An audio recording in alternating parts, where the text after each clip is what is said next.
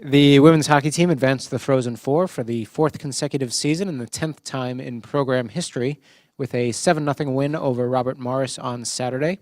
The top-seeded Badgers will take on fourth-seeded Boston College on Friday at 5 p.m. in St. Charles, Missouri. Head coach Mark Johnson is here. We'll have some opening comments, then take questions.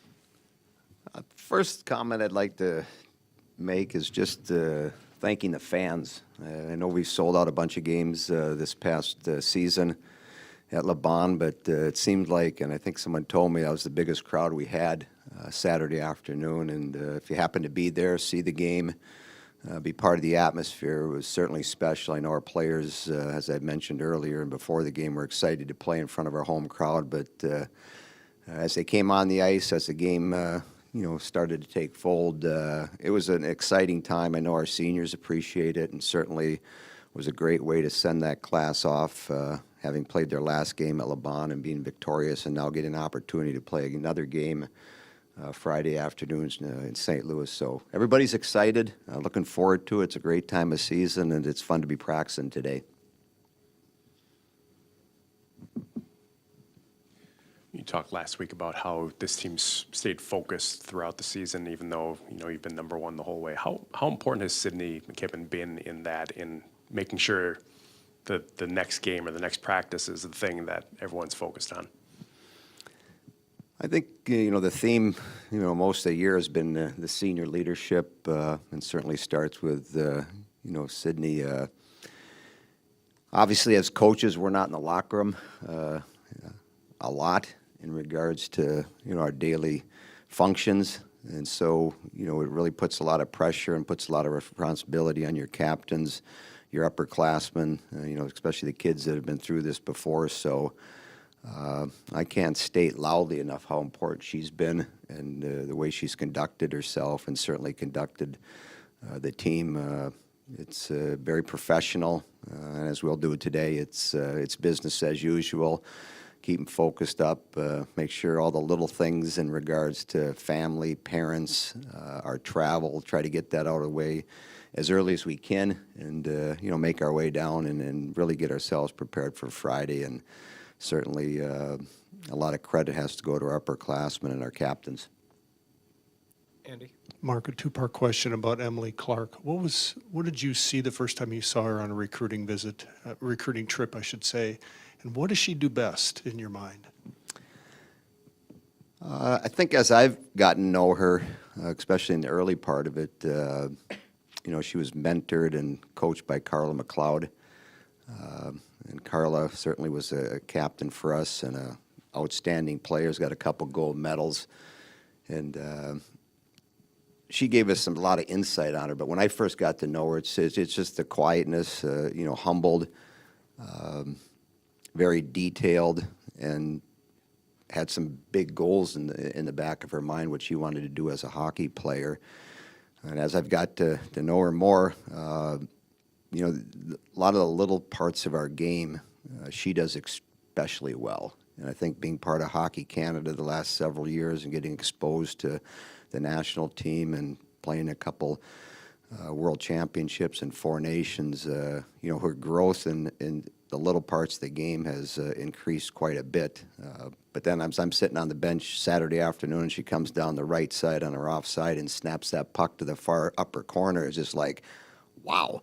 It just slingshotted off her puck. But even her first goal was a great shot. So the thing about Emily, with a lot of our elite players, is her willingness to come to practice every day, want to absorb and learn more, and then work at it. And the nice thing about what she's been able to go through in the process that we've had her is she's gotten opportunities at the next level to help her growth. And so as she's come back, and we talked about it earlier, the second semester when she got back from Germany on that trip, she just sort of took her game to another level. And it's fun to watch players like herself work at something hard, stay committed for a long period of time, and then get rewarded as she goes through that process.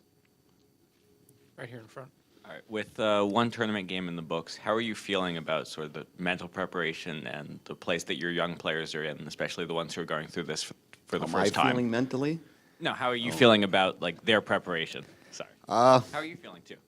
I'm feeling good. I mean, like I said, we're practicing today. There's only 4 teams practicing today, so that's a good position to be in. Obviously the magnitude of the game as you take the next step increases, but, the approach, you're not going to reinvent the wheel. We've been together since early September. The one thing about this group together and individually, a lot of players in the team has gotten better. If you saw us play September, October, and you looked at us the last 2 or 3 weeks, the play's been elevated, and now it's an opportunity. And to me, it's all about the preparation. And so, what we do in the next 2 or 3 days to prepare for Boston College will help us be successful Friday night, but more importantly, it's what the team's done to prepare themselves the entire season. And so I think the players will be excited. There's a bunch of them that have been in this game before, and so it's now an opportunity to learn from the past and move forward and try to get into the game Sunday. Ryan, back. Obviously, Boston College has to be pretty good to be in this situation, this spot. What do they do well?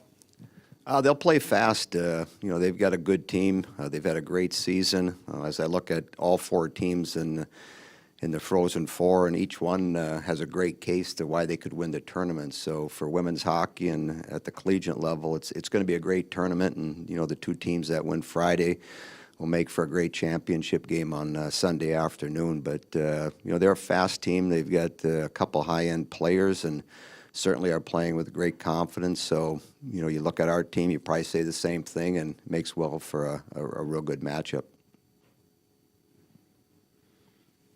I know Jenny Ryan's probably on the ice more than anyone other than your goalie, maybe Melissa Channel, same thing. Yet she has the most blocks on her team. She has some of the fewest penalty minutes. How is she able to kind of manage that in terms of being out there that much, getting all that work done, but not, knowing where the line is and not taking penalties? It seems like she knows how to avoid that.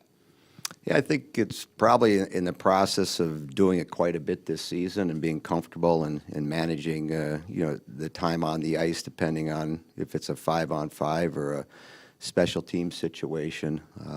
And then it's what's above the shoulders is probably the most important thing. And, picking your times when you might rush the puck up. Other times when you're on the ice, you're going to play a little bit more defensive. But she lugs a lot of minutes. And, you look up a makeup of, good teams. You're going to have your top defenseman or your top 2 defensemen lugging a lot of time.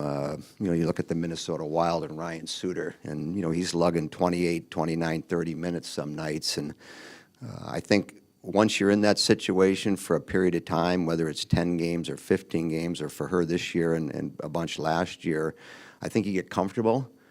And if you went back and gave her 15 minutes, she'd probably be uncomfortable in that game because she's used to being out there quite a bit. So the nice thing is, as you mentioned, she does a lot of things out there in regards to running the power play, killing penalties, the willingness to block shots. And, I think as any player, you always want to be on the ice in certain situations. For her, she's been able to do that, quite a bit last year and certainly a lot this year. Mark, you played briefly in St. Louis. You know what type of hockey town that is. Do you think they'll welcome this tournament with open arms?